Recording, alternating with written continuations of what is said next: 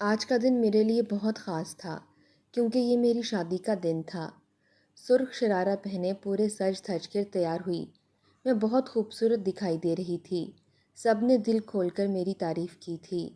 میں اپنے حجرہ عروسی میں بیٹھی اپنے جیون ساتھی کا انتظار کر رہی تھی۔ میرے دل میں ہزاروں ارمان تھے۔ ہر لڑکی کی طرح میں نے بھی ایک رومانوی اور خوبصورت ازدواجی زندگی کا خواب دیکھا تھا، مگر میرا یہ خواب اس وقت چکنا چور ہو گیا جب میری شادی میرے بہنوئی سے طے کر دی گئی۔ ایسا نہیں تھا کہ وہ عمر میں مجھ سے بڑے یا کوئی عمر رسیدہ شخص تھے، بلکہ وہ پڑھے لکھے اور خوبصورت جوان تھے، مگر میں نے انہیں ہمیشہ بہنوئی کے روپ میں قبول کیا تھا۔ میری باجی فرحانہ کے انتقال کے بعد جب اس کی ساس نے میری ماں سے میرا رشتہ طلب کیا تو انہوں نے مجھ سے پوچھے بغیر ہاں کر دی۔ اس بات کا مجھے پتہ چلا تو میں ان سے بہت ناراض ہوئی اور بہت دن تک گھر والوں سے بول چال بند کر دی۔ ایک روز میری امی نے مجھے اپنے پاس بلایا اور کہا، بیٹا، ہم سب تم سے بہت زیادہ پیار کرتے ہیں اور ہم تمہارے بارے میں کوئی غلط فیصلہ نہیں کرنا چاہتے۔ اظہر ایک اچھا، خوبصورت اور پڑھا لکھا لڑکا ہے۔ سب سے بڑی بات یہ ہے کہ لالچی نہیں ہے اور اچھا کماتا ہے۔ کیا تم صرف اس وجہ سے اس سے شادی کرنے سے انکار کر دو کہ وہ تمہاری بہن کے ساتھ 2 سال شادی شدہ زندگی گزار چکا ہے؟ کبھی کبھی وقت بدلنے کے ساتھ رشتے بھی بدل جاتے ہیں۔ میری پیاری بیٹی، پھر بھی اگر تم انکار کرنا چاہو تو میں آج ہی فون کر کے انکار کر دوں گی۔ تم رات تک مجھے اپنے فیصلے سے آگاہ کر دو۔ امی یہ کہہ کر چلی گئیں اور میں سوچ میں ڈوب گئی۔ مجھے سمجھ نہیں آ رہا تھا کہ مجھے کیا کرنا چاہیے۔ میں اپنے کمرے میں آئی تو میرا فون بج رہا تھا۔ میں نے موبائل اٹھایا تو وہاں ماریا کالنگ لکھا جگمگا رہا تھا۔ میں نے دل ہی دل میں شکر ادا کیا کہ چلو میں اپنی پریشانی کا ذکر اپنی دوست سے کر کے کوئی اچھا مشورہ مانگ لوں گی۔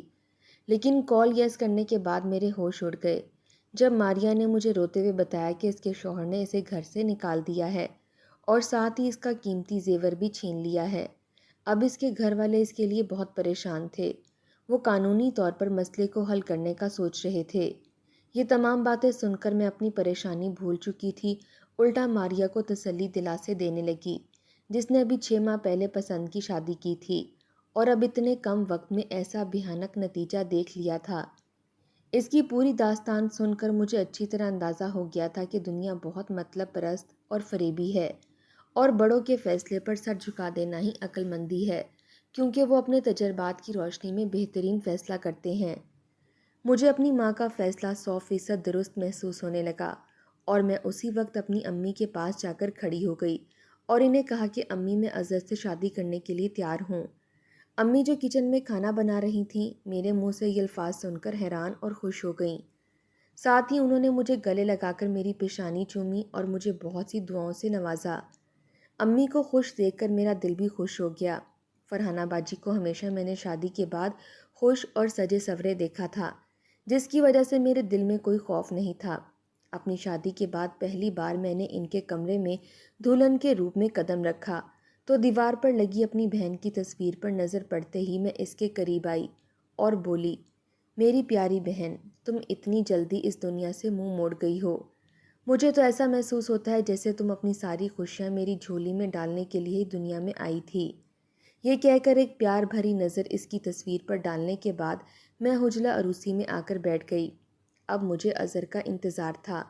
آنے والے حسین لمحات کا سوچ کر ہی میں شرم سے سمٹ رہی تھی۔ اسی وقت دروازے کی نوک گھمانے کی آواز سنائی دی تو میں نے نظر جھکا کر گھونگھٹ گرا لیا۔ اظہر چلتے ہوئے بیڈ کے قریب آئے اور جس طرح اندر داخل ہوئے تھے اسی طرح خاموشی سے واپس چلے گئے۔ دروازہ بند ہونے کی آواز سن کر میں نے حیران ہو کر اپنا چہرہ باہر نکالا تو یہ دیکھ کر حیران رہ گئی کہ سامنے لگی میری باجی کی تصویر اپنی جگہ سے غائب تھی۔ میں کچھ دیر وہیں بیٹھی رہی۔ مجھے کچھ سمجھ نہیں آ رہا تھا کہ مجھے کیا کرنا چاہیے۔ میں سمجھ گئی کہ اظہر 1 سال بعد بھی اپنی بیوی کی موت کا دکھ نہیں بھلا سکے۔ انہیں اس وقت میری دلجوئی کی ضرورت تھی۔ میں یہ سوچ کر اپنی جگہ سے اٹھی اور ان کے تعاقب میں چلی گئی۔ میں انہیں تسلی کے 2 بول کہہ کر ان کو بہلانا چاہتی تھی تاکہ پھر ہم دونوں ایک دوسرے کے بارے میں بات کر سکیں۔ میں کمرے سے باہر نکل کر برابر والے کمرے میں جانے لگی تو وہ لاک تھا۔ میں حیران کھڑی رہ گئی۔ مجھے اپنے بھاری لباس سے الجھن ہونے لگی۔ صبح سے رات تک بے آرام رہنے کی وجہ سے مجھے نیند بھی آنے لگی تھی۔ میں اپنا بھاری لباس سنبھالتے ہوئے کمرے میں واپس آئی اور کپڑے تبدیل کر کے سو گئی۔ اگلی صبح میری آنکھ کھلی تو اظہر بیڈ کے کنارے بیٹھے ہوئے تھے اور میری ساس ان سے ناشتے کا پوچھ رہی تھیں۔ نئی زندگی کی نئی صبح مبارک ہو، اظہر نے اتنے پیار سے کہا کہ پچھلی رات کی بدمزگی کو بھلا کر میں مسکرا دی۔ اسی وقت میری نظر سامنے دیوار پر لگی باجی کی تصویر پر پڑی تو مجھے ایسا محسوس ہوا جیسے وہ ہمیں دیکھ کر مسکرا رہی ہیں۔ میرے لبوں پر بھی مسکراہٹ پھیل گئی۔ ہمارے لیے ناشتہ آ چکا تھا، میں فریش ہونے چلی گئی۔ میں نے اور اظہر نے اپنے کمرے میں بڑے خوشگوار ماحول میں ناشتہ کیا تھا۔ ناشتے کے بعد اظہر کے کچھ دوست ملنے آئے تو وہ ان کے ساتھ چلے گئے، جبکہ میں تیار ہونے لگی۔ پورا دن مہمانوں سے ملنے میں گزر گیا۔ آج میں بہت پرسکون تھی اور مجھے اظہر کا رویہ دیکھ کر امید تھی کہ جلد ہی ہم قریب آ جائیں گے اور ایک دوسرے کو سمجھنے لگیں گے۔ مگر رات ہوئی اور میں ان کا انتظار کرنے لگی تو مجھے سخت مایوسی ہوئی، کیونکہ پچھلی رات کی طرح آج رات بھی اظہر کمرے میں آئے اور باجی کی تصویر لے کر دوسرے کمرے میں چلے گئے۔ میں پریشان سی بیٹھی انہیں دیکھتی رہ گئی۔ مجھے ان پر رحم آنے لگا، ساتھ ہی باجی کی قسمت پر رشک بھی، جسے اتنی چاہت کرنے والا شوہر ملا تھا جو انہیں بھلا ہی نہیں پا رہا تھا۔ خیر میں کمرے سے نکلی اور اظہر کے پیچھے دوسرے کمرے میں جانے لگی تو وہ کمرہ لاک کر چکے تھے۔ میں بے بس تھی، وہیں کھڑی رہ گئی۔ اندر سے اظہر کے کچھ بولنے کی آواز سنائی دے رہی تھی، جیسے وہ کسی سے باتیں کر رہے ہوں۔ میں نے دروازے پر کان لگا کر بغور سننا چاہا تو مجھے کوئی لفظ سمجھ نہیں آیا۔ تبھی میری ساس مجھے آتی ہوئی نظر آئیں۔ اس نے پوچھا، کیا ہوا؟ یہاں کیوں کھڑی ہو؟ میں اب کیا بتاتی کہ ولیمے کی دلہن اپنے شوہر کے پیچھے بھاگ رہی ہے اور وہ اسے جان چھڑا کر خود کو دوسرے کمرے میں قید کر چکا ہے۔ وہ خود ہی میرے چہرے سے سمجھ کر کہنے لگیں، فکر نہ کرو، کچھ دن کی بات ہے، پھر سب ٹھیک ہو جائے گا۔ میں مایوسی بھرے قدموں سے اپنے کمرے میں واپس آ گئی اور بیڈ پر لیٹ کر باجی اور اظہر کی زندگی کے بارے میں سوچنے لگی۔ ہم دو بہنیں تھیں۔ فرحانہ باجی مجھ سے 2 سال بڑی تھیں۔ ہمارے ماں باپ نے ہماری پرورش بہت پیار اور محبت سے کی تھی۔ زبان سے کوئی فرمائش کرنے کی دیر ہوتی اور وہ پورا کر دیتے۔ فرحانہ باجی کی پڑھائی کا سلسلہ مکمل ہوا تو ان کے لیے مختلف رشتے آنے لگے، مگر ہمارے والدین اس معاملے میں کسی قسم کی زور زبردستی کے قائل نہ تھے، انہوں نے فیصلہ کرنے کا اختیار باجی کو سونپ رکھا تھا۔ جب میری امی کی دوست کے بیٹے اظہر کا رشتہ آیا تو امی بہت خوش ہوئیں اور ان کی خوشی دیکھ کر باجی نے ہاں کر دی، کیونکہ اظہر امی کو بہت پسند تھے اور اظہر نے خود فرحانہ باجی کو ایک تقریب میں دیکھ کر پسند کیا تھا۔ میں نے ان کی شادی کو بہت انجوائے کیا تھا۔ اکلوتی سالی ہونے کی وجہ سے مجھے خاص اہمیت حاصل تھی۔ میں نے اکثر اپنی باجی کو عجیب سی کشمکش میں مبتلا دیکھا تھا، خاص طور پر جب میں ان کے گھر رہنے آتی تو وہ رات کو کئی گھنٹے باہر واک کر رہی ہوتیں۔ میں نے جب بھی ان سے وجہ جاننی چاہی وہ ہنس کر ٹال جاتیں اور کہتیں، بس یوں ہی اندر کمرے میں دل گھبرا گیا تھا، اس لیے باہر آ گئی ہوں۔ اس بات کا ذکر ایک بار میں نے اپنی امی سے کیا تو وہ بھی ہنس کر بولیں، پگلی، گھر میں ایڈجسٹ ہونے میں کچھ وقت تو لگتا ہی ہے۔ باجی جب بھی ملنے کے لیے آتی تو بہت سجی سوری اور خوش باش ہوتی تھیں، اس لیے میں نے بھی اس وہم کو دل سے نکال دیا۔ مگر ایک بار رات کے وقت اظہر باجی کو رات کو رکنے کے لیے ہمارے گھر چھوڑنے آئے تو مجھے ان کا انداز کچھ مشکوک سا لگا، جیسے وہ نشے میں ہوں یا پھر نیند کے زیر اثر، اور اس دن وہ شاید جلدی میں بھی تھے، تبھی باجی کو ڈراپ کرتے ہی گاڑی اڑا کر لے گئے تھے۔ میں نے باجی سے اس بارے میں پوچھنا چاہا، مگر جب میں نے ان کے کمرے میں قدم رکھا تو وہ نماز پڑھ رہی تھیں۔ میں نے انہیں ڈسٹرب کرنا مناسب نہیں سمجھا اور اپنے کمرے میں واپس چلی گئی۔ صبح جب میں نے یہ بات باجی سے پوچھی تو وہ کہنے لگیں کہ ایسی کوئی بات نہیں، بس ہماری چھوٹی موٹی سی لڑائی ہو گئی تھی، اسی لیے وہ اندر نہیں آئے۔ پھر 2 دن بعد ہی اظہر بےتابی سے باجی کو لینے آئے اور ان سے معافی مانگی۔ باجی کی زندگی بہت اچھی جا رہی تھی، مگر اچانک کچھ ماہ بعد ان کی موت کی خبر ہم سب کے دل پر بجلی بن کر گری۔ ساس نے کہا تھا کہ باجی کو ایک دم سینے میں درد اٹھا تھا، جو شاید ہارٹ اٹیک تھا، جس کی وجہ سے وہ بچ نہ سکیں۔ ہمارا اس صدمے سے باہر نکلنا بہت مشکل تھا، مگر ظالم وقت جو ہر دکھ پر مرہم رکھ ہی دیتا ہے کچھ وقت گزرا تو ہم بھی اپنے معمولاتی زندگی میں واپس لوٹ آ گئے۔ میرے والدین نے میری شادی اظہر سے کر دی تاکہ میں بھی باجی کی طرح ان کے ساتھ خوش رہ سکوں، مگر ان کا رویہ میری سمجھ سے بالاتر تھا۔ دن میں وہ ٹھیک رہتے اور رات ہوتے ہی باجی کی تصویر دوسرے کمرے میں لے جا کر اس سے باتیں کرتے۔ میں ان کا دکھ بانٹنا چاہتی تھی، مگر ابھی تک یہ موقع نہ ملا تھا۔ میں انہی سوچوں میں گم نیند کی آغوش میں چلی گئی۔ میں نے ایک عجیب خواب دیکھا۔ ایک اندھیرے کمرے میں فرحانہ باجی کی سسکیوں کی آواز گونج رہی تھی۔ میں اندھیرے کمرے میں دونوں ہاتھوں کو ادھر ادھر گھماتے ہوئے باجی کو چھونے کی کوشش کر رہی تھی۔ آپ میرے سامنے کیوں نہیں آ رہی؟ تنگ آ کر میں نے کہا تو وہ روتے ہوئے بولیں، تم مجھے تب ہی پا سکو گی اگر مجھے انصاف دلا دو، اور صرف تم ہی مجھے انصاف دلا سکتی ہو۔ اس سے پہلے کہ میں ان الفاظ پر غور کرتی اور کوئی سوال پوچھتی، میری آنکھ کھل گئی۔ کمرے میں ہر طرف اندھیرا تھا، شاید لائٹ جا چکی تھی یا کسی خرابی کی وجہ سے بند تھی۔ میرا پورا وجود پسینے میں شرابور تھا اور میں لمبے لمبے سانس لے رہی تھی، مگر مجھے کسی چیز کی پرواہ نہیں تھی۔ میرے ذہن میں تو بس اپنی بہن کے کہے ہوئے الفاظ گونج رہے تھے۔ ایک بات تو میں بتانا بھول گئی کہ میری بہن بہت نیک تھی۔ وہ 5 وقت کی نمازی تھی اور بہت عبادت کرتی تھی۔ کئی بار میں نے اسے تہجد پڑھتے بھی دیکھا تھا۔ صبح اظہر کے باہر جانے کے بعد میں ٹہلتے ہوئے برابر والے کمرے میں آ گئی۔ میں دیکھنا چاہتی تھی کہ وہاں کیا ہے۔ اس کمرے میں ایک صوفہ سیٹ اور ایک الماری کے سوا کوئی دوسرا سامان نہ تھا۔ میں نے الماری کھولی تو کچھ دواؤں کے خالی ریپر میری نظر سے گزرے۔ میں نے انہیں اٹھا کر الٹ پلٹ کر دیکھا۔ وہ شاید باجی کی دوائیاں تھیں، کیونکہ میں اکثر ان کے بیگ میں دیکھا کرتی تھی۔ پہلے تو میں نے دھیان نہ دیا، مگر اس دوا کا نام پڑھ کر میں ٹھٹک گئی۔ میں سمجھی شاید مجھے کوئی غلط فہمی ہو گئی ہے، میں وہ ریپر وہیں رکھ کر الماری بند کرنے لگی تو ایک چھوٹا سا شاپنگ بیگ اوپر والی دراز سے میرے قدموں میں آ گرا۔ میں نے اسے اٹھا کر دیکھا تو وہ اسی نشہ آور دواؤں سے بھرا ہوا تھا۔ مجھے شاید حیرت ہوئی اور میں نے وہ بیگ وہاں سے اٹھایا اور چپکے سے اپنے کمرے میں لے آئی۔ شام ہوئی تو اظہر بے چین سے ادھر ادھر ٹہلنے لگے، جیسے ان کی کوئی قیمتی چیز گم ہو گئی ہو۔ میں نے ان کی بے چینی محسوس کر لی، لیکن میں صاف نظر انداز کر گئی، کیونکہ اگر وہ نشہ آور ادویات کا استعمال کرتے تھے تو ایک اچھی بیوی ہونے کے ناطے میں نے ان کی یہ عادت ختم کرنی تھی۔ شاید اسی لیے باجی بھی ان کی دوائیاں اپنے بیگ میں رکھ لیتی تھیں تاکہ ان کی عادت چھڑوا سکیں۔ میں جانتی تھی کہ ان کی پسندیدہ ڈش کڑھائی گوشت ہے، میں کچن میں بنانے کے لیے چلی گئی، کیونکہ میں نے سن رکھا تھا کہ مرد کے دل کا راستہ معدے سے ہو کر گزرتا ہے۔ آج میں اس بات پر عمل کر کے اظہر کا دل جیتنا چاہتی تھی۔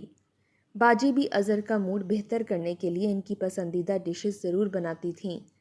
میں نے کھانا بنانے کے بعد ملازمہ سے ٹیبل سیٹ کرایا اور ہم ڈنر کرنے لگے۔ اظہر کو کھانا بہت پسند آیا۔ انہوں نے ڈٹ کر کھایا اور دل کھول کر تعریف کی۔ کیا تم اتنا مزیدار کھانا بنانے پر تحفہ لینا چاہو گی؟ اظہر کے اس غیر متوقع سوال پر میں نے حیران ہو کر ان کی طرف دیکھا۔ سوال سے زیادہ ان کا پوچھنے کا انداز عجیب تھا۔ مجھے سمجھ نہیں آ رہا تھا کہ میں ان کی اس بات کا ساس کی موجودگی میں کیا جواب دوں، میں خاموش رہی۔ ایک بار پھر اظہر نے عجیب سے انداز میں اپنا سوال دہرایا تو ساس نے جلدی سے مجھے ایک کام سے کچن میں بھیج دیا۔ میں نے کچن کی کھڑکی سے دیکھا تو وہ اپنے بیٹے کو دھیمی آواز میں جانے کیا کہہ رہی تھیں۔ مجھے اظہر کا اس طرح کا رویہ بہت عجیب لگ رہا تھا۔ ایک دن میں نے ہمت کر کے ساس سے بات کی اور اسے بتایا کہ آپ کا بیٹا تو نشہ کرتا ہے، پھر آپ نے اس جیسے شخص کے لیے میری زندگی کیوں تباہ کی؟ وہ کہنے لگیں کہ ایسی کوئی بات نہیں ہے، تمہاری بہن اور اس کی بیوی کی موت کے صدمے نے اسے نڈھال کر دیا ہے اور وہ اپنے غم کو بھلانے کے لیے اس سب میں مبتلا ہوا ہے۔ میں اسے سمجھاؤں گی۔ میں نے رات کو پھر سے سونے کے لیے آنکھیں بند کیں تو باجی کی روتی ہوئی صورت سامنے آئی۔ وہ مجھ سے انصاف مانگ رہی تھیں۔ آخر کیسا انصاف؟ باجی کو یوں خواب میں تڑپتا دیکھ کر میں بے چین ہو گئی تھی۔ میرے دل میں عجیب و غریب خیال آنے لگے تھے کہ کہیں میری باجی کی موت حادثاتی تھی یا پھر کچھ اور تھا۔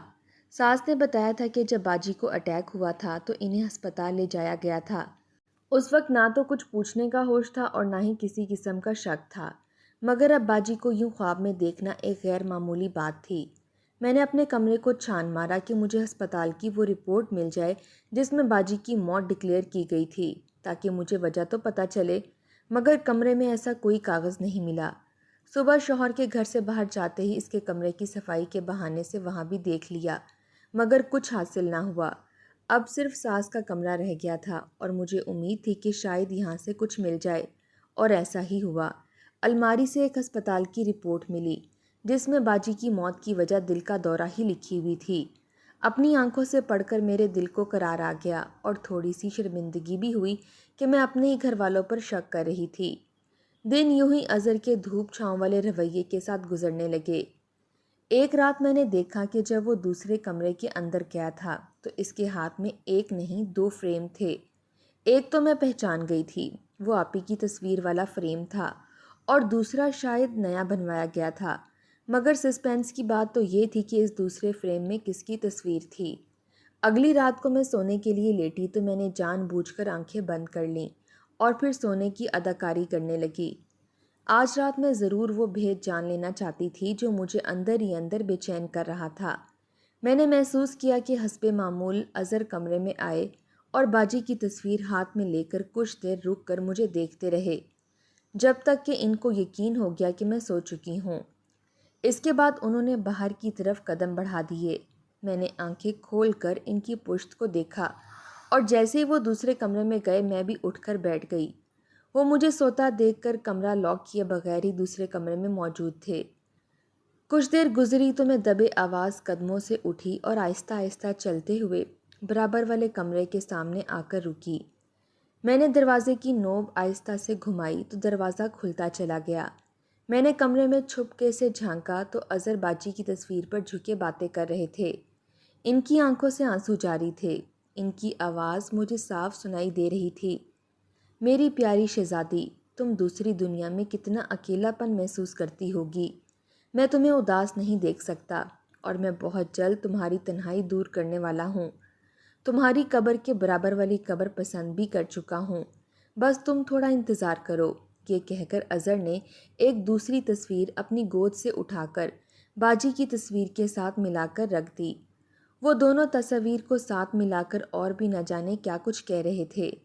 وہ تصویر تو مجھے نظر نہیں آئی، مگر اس کے دل دہلا دینے والی باتیں سن کر میرے قدموں تلے سے زمین کھسک گئی۔ میں الٹے قدموں اپنے کمرے میں واپس آئی اور بیڈ پر بیٹھ کر لمبے لمبے سانس لینے لگی۔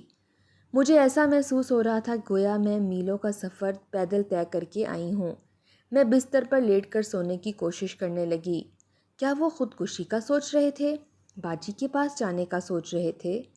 باجی کے ساتھ شاید وہ دوسری تصویر انہی کی تھی۔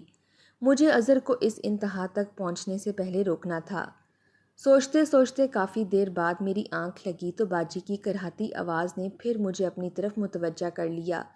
وہ مسلسل انصاف کا تقاضا کر رہی تھیں۔ میں نے خواب میں ہی ان سے انصاف دلانے کا وعدہ کیا تو وہ مسکرا دیں۔ اٹھ کر میں مزید الجھ گئی کہ باجی کا معاملہ تو اپنے تئیں میں نپٹا چکی تھی، پھر دوبارہ سے باجی خواب میں آ گئیں۔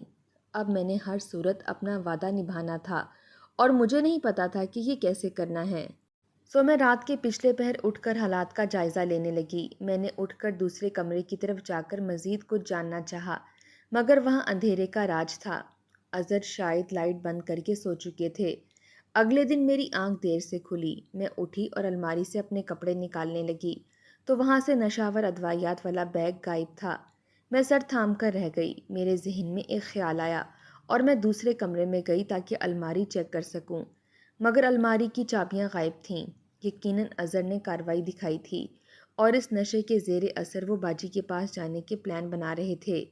میں مایوسی سے کمرے سے نکلی تو میری ساس پریشان سی آ گئیں اور مجھے کہنے لگیں، بیٹا تمہارے فون میں کریڈٹ ہے تو پلیز مجھے یہ ڈاکٹر صاحب کا نمبر ملا کر دے دو، سر درد سے پھٹا جا رہا ہے، کچھ مشورہ کر لوں۔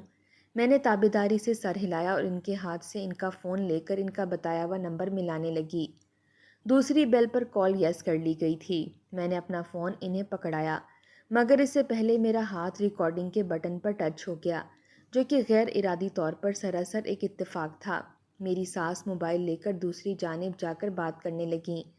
رات کو اظہر کافی دیر سے گھر آئے تھے۔ آج وہ بہت خوش نظر آ رہے تھے۔ میں نے سوچ لیا تھا کہ اب اظہر کو پیار سے اپنی طرف متوجہ کرنا ہے کہ وہ باجی کے خیالوں اور خوابوں سے نکل کر میرے ساتھ ایک اچھی زندگی گزار سکیں۔ وہ میری طرف دیکھ کر مسکرائے تو میں نے کھانے کا پوچھ لیا۔ انہوں نے فوراً منع کر دیا۔ ان کے ہاتھ میں ایک پیزا باکس تھا۔ انہوں نے میری جانب بڑھایا اور بولے، یہ میں خاص تمہارے لیے بنوا کر لایا ہوں۔ میں نے پیزا ان کے ہاتھ سے لے لیا۔ مجھے شدید بھوک محسوس ہو رہی تھی اور ویسے بھی میں پیزے کی بہت دیوانی تھی۔ اظہر باجی کی تصویر اٹھا کر دوسرے کمرے میں چلے گئے، جبکہ میں پیزا اور موبائل ہاتھ میں لے کر بیڈ پر بیٹھ گئی۔ میں موبائل میں اپنے پسندیدہ ڈرامے کی ریکارڈنگ نکالنا چاہ رہی تھی کہ میری نظر صبح والی ریکارڈڈ کال پر پڑ گئی۔ میں سننا تو نہیں چاہتی تھی، مگر چونکہ ساس کافی دیر بات کرتی رہی تھیں تو میں نے سوچا کہ سن لوں کہ ڈاکٹر سے ایسی بھی کیا خاص اور لمبی بات ہوئی۔ میں نے کال پلے کی تو سن کر حیران رہ گئی، بلکہ حیرانی تو شاید بہت چھوٹا لفظ ہے۔ میرے ہوش اڑ گئے۔ ساس کہہ رہی تھی، ڈاکٹر صاحب، آپ کی دوا تو اظہر پر الٹا اثر کر رہی ہے۔ میری بڑی بہو کی جان لینے کے بعد وہ چھوٹی کو بھی مارنے کی پلاننگ کر رہا ہے۔ لاکھوں روپے خرچ کرنے کے باوجود آپ کے علاج کا الٹا اثر ہوا ہے۔ مہربانی کر کے میرا پیسہ واپس کر دیں، ورنہ اچھا نہیں ہوگا۔ یہ میری ساس کی آواز تھی جو کسی ڈاکٹر سے بات کرتے ہوئے اسے دھمکی دے رہی تھیں، جس کے جواب میں دوسری طرف سے ایک کہکا ابھرا تھا، مت بھولیں سلمیٰ صاحبہ کہ میں اس بات سے اچھی طرح واقف ہوں کہ آپ کا بیٹا ایک نفسیاتی مریض ہونے کے ساتھ ساتھ قاتل ہے اور اپنی بیوی کا قتل کر چکا ہے۔ اچھا ہوگا کہ آپ مجھ سے تمیز سے بات کریں، ورنہ آپ کا یہ راز فاش بھی ہو سکتا ہے۔ ذرا حوصلہ رکھیں اور صبر سے کام لیں، علاج کی اتنی بھی کیا جلدی ہے، ہو سکے تو وزٹ کر لیں، اور ہاں، میری دوا ضرور یاد سے لے آئیے گا، میں دوائی تبدیل کر دوں گا، سب سیٹ ہو جائے گا۔ آگے بھی کال چل رہی تھی اور وہ دونوں باتیں کر رہے تھے، مگر اتنا سننے کے بعد میں تو جیسے سننے اور سمجھنے کی صلاحیت سے ہی محروم ہو چکی تھی۔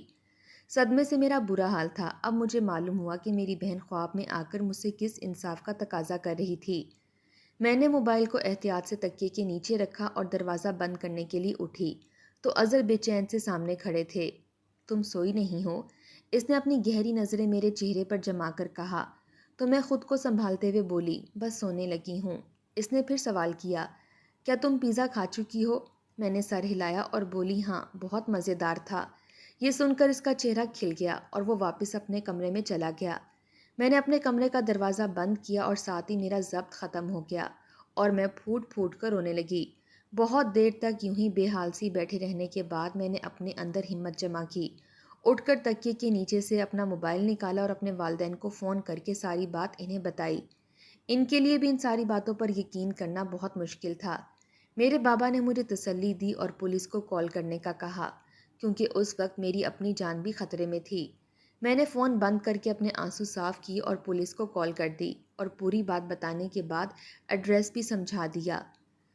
آنے والے وقت کا سوچ کر میرا دل سہم رہا تھا، لیکن اپنی بہن کی تڑپتی روح کو انصاف دلانے اور اپنی جان بچانے کے لیے یہ قدم اٹھانا ضروری تھا۔ کچھ ہی دیر بعد پولیس نے گھر پر چھاپا مار کر اظہر اور اس کی ماں کو گرفتار کر لیا۔ اظہر، جو مجھے مردہ حالت میں دیکھنے کے لیے اس رات خوشی سے ٹہلتے ہوئے میرے مرنے کا انتظار کر رہے تھے، اپنی عزت افزائی کے لیے پولیس کو آتا دیکھ کر حیران رہ گئے۔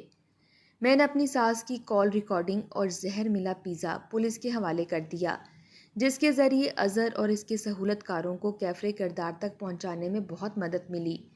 ان کا کیس عدالت میں چلا اور اظہر کو پاگل خانے بھیج دیا گیا۔ وہ ذہنی مریض تھا جو خوبصورت لڑکیوں سے نفرت کرتا تھا۔ جعلی ڈاکٹر کے ساتھ میری ساس کو بھی 10 سال کی سزا سنا دی گئی تھی۔ اسی ڈاکٹر نے باجی کی جھوٹی رپورٹ تیار کی تھی۔ ساس نے جعلی اور لالچی ڈاکٹر کے مشورے پر عمل کرتے ہوئے اپنے نفسیاتی بیٹے کی شادی یہ سوچ کر دی تھی کہ جب بیوی بچوں کی ذمہ داری سر پر پڑے گی تو خود ہی ٹھیک ہو جائے گا۔ میرے لیے اب وہاں کچھ باقی نہ بچا تھا، سو میں نے اپنے والدین کی مدد سے جلد از جلد عدالت کے ذریعے اظہر سے خلا لے لی۔ میرے والدین نے مجھے کھلے دل سے گلے لگایا اور ایک نئی زندگی شروع کرنے کے لیے میرا حوصلہ بڑھایا۔ میرے ماں باپ کو اس بات کا احساس اچھی طرح ہو گیا کہ روتی ہوئی بیٹی کا دکھ تو سب کو نظر آ جاتا ہے، مگر ہنستی ہوئی بیٹی کی زندگی کے دکھ کو سمجھ لینا ہی اصل بات ہے۔ اگر وہ اس بات کو پہلے سمجھ لیتے تو شاید میری باجی کے ساتھ یہ حادثہ پیش نہ آتا۔ میں نے اپنی پڑھائی کا سلسلہ دوبارہ شروع کیا اور اعلیٰ تعلیم حاصل کر کے اپنے ماں باپ کا سر فخر سے بلند کر دیا۔ اب میری بہت اچھی جاب ہے اور اپنے ماں باپ کے گھر خوشحال زندگی گزار رہی ہوں۔ اپنی باجی کو خواب میں ہنستا مسکراتا دیکھ کر مجھے بہت خوشی ہوتی ہے اور ساتھ ہی یہ سوچ کر دل پرسکون ہو جاتا ہے کہ میں نے ان سے کیا اپنا وعدہ نبھایا تھا۔